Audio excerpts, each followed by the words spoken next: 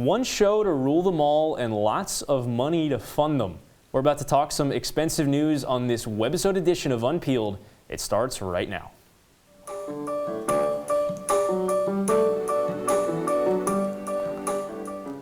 Welcome to an Unpeeled webisode edition. I'm your host, Sam Lebowitz. According to The Hollywood Reporter, Amazon's new Lord of the Rings series may be upwards of $400 million to make. Our TV reporter, Pat Gunn, is here to talk about the pricey rings this show is about to forge. Pat, thanks for coming in. Yeah, thanks. It's really expensive rings.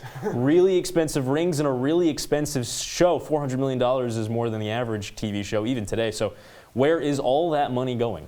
It's going toward a very expansive series in terms of the Lord of the Rings lore. Now, it's really not fair to call it a reboot because it's not going with the original story with Frodo and Sam and Gandalf. Maybe Gandalf will be in it, who knows. But it's looking back at an early period of peace within Middle-earth with the evil beckoning. And the one similarity that it does have with the original series, other than maybe some previews of what's later to come, is that it is going to be shot in New Zealand. And remember, as we're going to talk about in a little bit later, the original movies were relatively expensive for the times, and they're really trying to make a big, large-scale fantasy series, so they're really giving a lot of money. In New Zealand, it's actually over $600 million in its currency, which is still a lot of money, whatever way you splice it. It is a lot of money. So we take this show and we compare it to the other shows that we're seeing produced by these big budget studios like Netflix and Disney.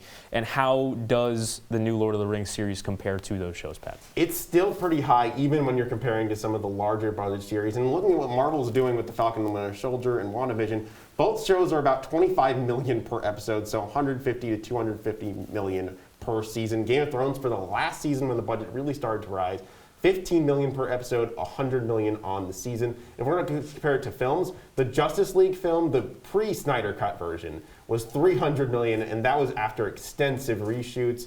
Of course, the Mustache Gate with Henry Cavill being a part of that. And the original Lord of the Rings series, that costs a combined $281 million for the three films combined. Okay, that's the early 2000s.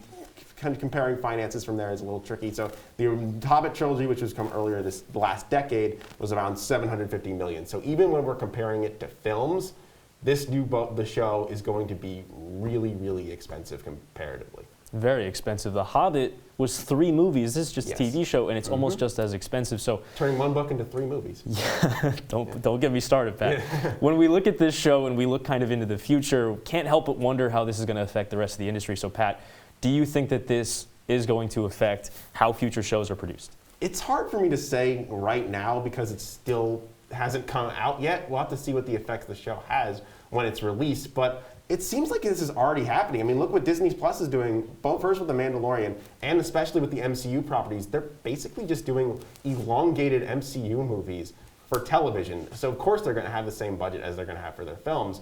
And then I think the other shows, that's what's going with the streaming wars. But they're doing these large fantasy properties or superhero properties, they're going to put as much money as possible to make it look like a film. The lines are starting to get blurred. I mean, Amazon does have some larger properties. We talked about Invincible, the new series that's been coming out weekly, The Boys, which is basically satirizing all the Zack Snyder comic book films. But it doesn't really have the large fantasy IP to compete with a Marvel or Netflix with The Witcher. It's just still, they have some other fantasy series, of course, but none of them quite as big as Lord of the Rings. That's a weight. Those rings carry weight. And so we want to make sure that you're doing it as well as possible. And maybe $400 million is a bit excessive, but that's what the industry is going toward, I think. So maybe not that high, granted, but it's probably moving in a more expensive direction. Right, and a cosign on Invincible on Amazon. It's been really, really good so far. I'm really enjoying that one. Pat, thank you so much for coming to talk Lord of the Rings. Thank you.